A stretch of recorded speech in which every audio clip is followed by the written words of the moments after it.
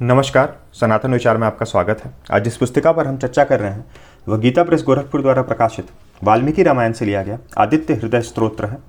पुस्तिका का कोड 211 है, 211, और कुल पृष्ठ इसमें 32 है। मूल्य केवल 5 रुपये है। पुस्तिका में मूल संस्कृत, उसका हिंदी अनुवाद और अंग्रेजी अनुवाद दोनों ही दिया गया है, हिंदी और अंग्रेजी दोनों। पुस्तिका प्रारंभ होने पर पहले विनियोग दिया गया है, फिर ऋषि आदि न्यास दिया गया है, फिर करण न्यास दिया गया है और हृदय आदि अंग न्यास दिया गया है। करण न्यास में जानकारी दी गई है कि स्तोत्र के अंग न्यास और करण न्यास 3 प्रकार से किए जाते हैं, केवल प्रणव से, गायत्री मंत्र से अथवा रश्मि मते नमः इत्यादि 6 नाम मंत्रों से। यहाँ नाम मंत्रों से किए जाने वाले न्यास का प्रकार बताया गया है। फिर ध्यान भी दिया गया है यहाँ पर। इस प्रकार न्यास करके निम्नांकित मंत्र से भगवान सूर्य का ध्यान एवं नमस्कार करना चाहिए। फिर आदित्य हृदय स्तोत्र जो है वह प्रारंभ हो रहा है। हिंदी अनुवाद दिया गया है। इधर श्री रामचंद्र जी युद्ध से थककर चिंता करते हुए रणभूमि में खड़े थे। इतने में रावण भी युद्ध के लिए उनके सामने उपस्थित हो गया। यह देख भगवान अगस्त्य मुनि जी, जो देवताओं के साथ युद्ध देखने के लिए आए थे, श्री राम के पास जाकर बोले। और फिर अंग्रेजी में अनुवाद दिया गया है। सबके हृदय में रमण करने वाले महाभाव राम, यह सनातन गोपनीय स्तोत्र सुनो वत्स।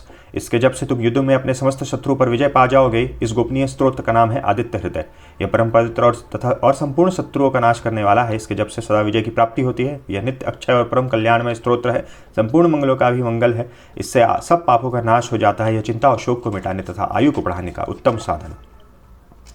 फिर अंग्रेजी में अनुवाद दिया गया है। उसके बाद इस प्रकार से बोल्ड संस्कृत में मूल है और उसके नीचे हिंदी का अनुवाद, और हिंदी के अनुवाद के बाद संस्कृत का अनुवाद, अंग्रेजी में अनुवाद दिया गया है। यहाँ पर जहाँ की भगवान सूर्य के विभिन्न नामों का वर्णन किया गया है स्तोत्र में, यहाँ ब्रैकेट में उसकी एक छोटी सी आप व्याख्या कह सकते हैं 2-3 शब्दों में कि उस नाम का क्या अर्थ है वह भी दे दिया गया है।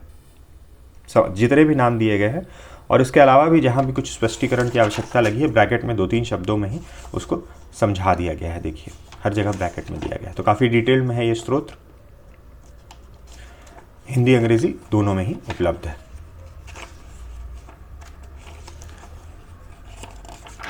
और इस प्रकार यहाँ 31वें श्लोक पे समाप्त हो रहा है। उनका उपदेश सुनकर महातेजस्वी श्री रामचंद्र जी का शोक दूर हो गया।